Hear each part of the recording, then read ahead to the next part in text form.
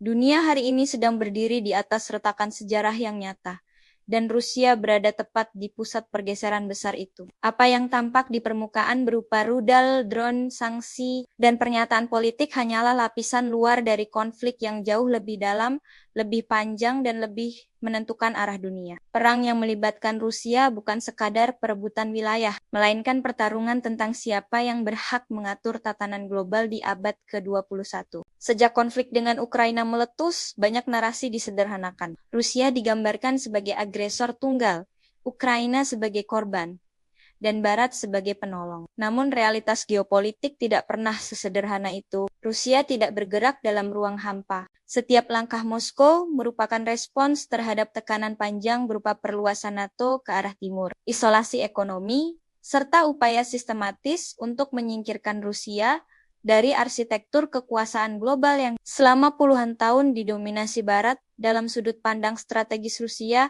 perang ini tidak dimulai pada tahun invasi. Ia berakar pada momen ketika janji pasca Perang Dingin dianggap dilanggar. NATO yang semula diklaim tidak akan mendekati perbatasan Rusia, justru terus meluas. Bagi Kremlin, ini bukan soal ketakutan berlebihan, melainkan soal sejarah panjang. Rusia berkali-kali diserang dari arah Barat, dan trauma kolektif itu masih hidup dalam doktrin militernya. Ketika Ukraina semakin dekat dengan NATO, Moskow tidak melihatnya sebagai kebebasan memilih, tetapi sebagai ancaman langsung terhadap keamanan nasional. Menariknya, Rusia tidak memilih strategi perang cepat. Tidak ada upaya maksimal untuk merebut ibu kota dalam hitungan hari. Yang terjadi justru perang yang dingin, terukur, dan melelahkan. Infrastruktur energi, pelabuhan, jalur logistik, dan basis industri menjadi sasaran utama. Pesan yang dikirimkan jelas. Rusia tidak hanya ingin menang di medan tempur, tetapi ingin mematikan kemampuan lawan untuk bertahan dalam jangka panjang. Ini adalah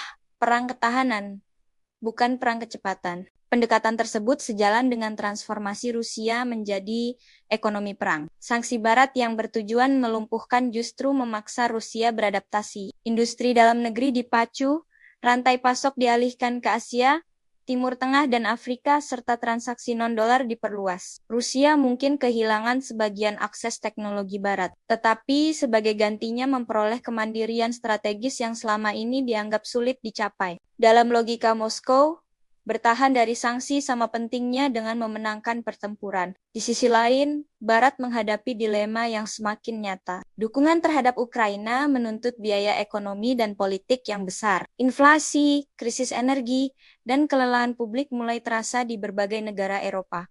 Retorika persatuan terus dikumandangkan, tetapi di balik layar, perbedaan kepentingan makin sulit disembunyikan. Tidak semua negara NATO memiliki tingkat urgensi yang sama. Bagi sebagian, Rusia adalah ancaman langsung. Bagi yang lain, ini konflik jauh yang mahal dan menguras sumber daya. Rusia membaca celah ini dengan sangat cermat. Alih-alih konfrontasi langsung dengan NATO, Moskow memilih perang tidak langsung yang bersifat menguras. Setiap bulan konflik berlanjut, biaya Barat meningkat, sementara Rusia yang telah beradaptasi justru semakin terbiasa. Ini adalah strategi asimetris yang menekankan daya tahan. Bukan siapa yang paling kuat, melainkan siapa yang paling lama sanggup bertahan. Dalam konteks ini, waktu berubah menjadi senjata strategis Rusia.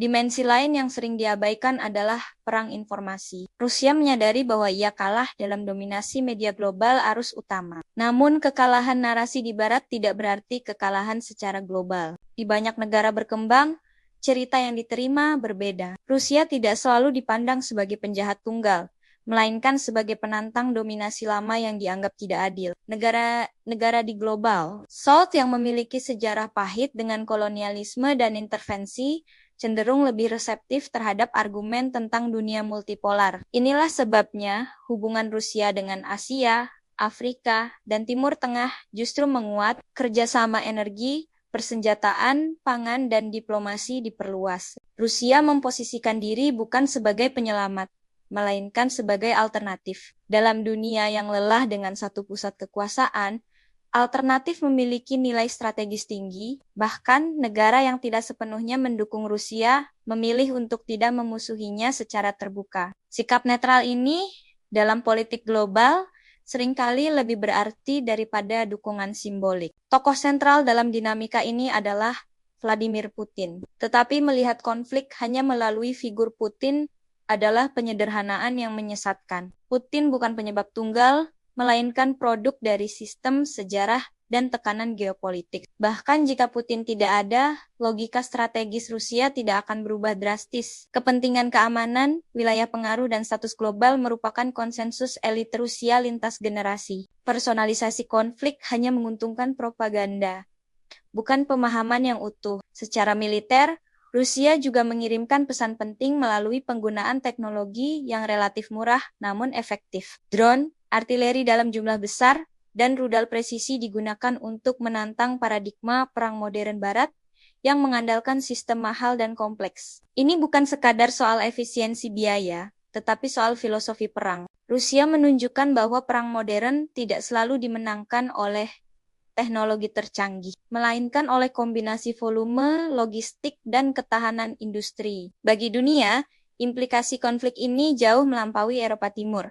Konflik tersebut menjadi laboratorium nyata bagi perang masa depan. Negara-negara lain mengamati, belajar, dan menyesuaikan doktrin pertahanan mereka. Kepercayaan terhadap sistem keamanan global lama mulai runtuh. Jika konflik sebesar ini tidak mampu diselesaikan dengan cepat melalui diplomasi internasional, pesan yang diterima dunia menjadi sangat jelas bahwa kekuatan masih menjadi bahasa utama dalam politik global. Dalam kerangka ini, Rusia tidak hanya berhadapan dengan Ukraina atau NATO, tetapi dengan struktur dunia lama itu sendiri. Apakah Rusia akan menang secara mutlak? Masih menjadi pertanyaan terbuka. Namun hampir pasti dunia setelah konflik ini tidak akan kembali seperti sebelumnya. Tatanan global sedang bergeser, dan Rusia dengan segala kontroversinya menjadi salah satu penggerak utama perubahan tersebut. Bagi negara seperti Indonesia, memahami konflik Rusia bukan soal berpihak, melainkan soal membaca arah sejarah. Dunia multipolar membawa peluang sekaligus risiko. Ketergantungan pada satu kekuatan akan semakin berbahaya. Kemandirian, keluasan diplomatik, dan pemahaman geopolitik yang jernih menjadi kebutuhan mendesak. Konflik Rusia menjadi pengingat keras bahwa stabilitas global tidak pernah gratis, dan perdamaian bukan kondisi alami, melainkan hasil dari keseimbangan kekuatan yang rapuh. Pada akhirnya, berita tentang Rusia bukan sekadar laporan tentang perang, sanksi, atau pidato politik. Ia adalah cermin dari dunia yang sedang berubah arah. Mengabaikan kedalaman konflik ini berarti kehilangan kesempatan memahami masa depan. Di tengah hiruk-pikuk propaganda global, satu hal tampak semakin jelas. Sejarah sedang ditulis ulang, dan Rusia memilih untuk menjadi pelaku aktif dalam penulisan itu, bukan sekadar objek yang pasif.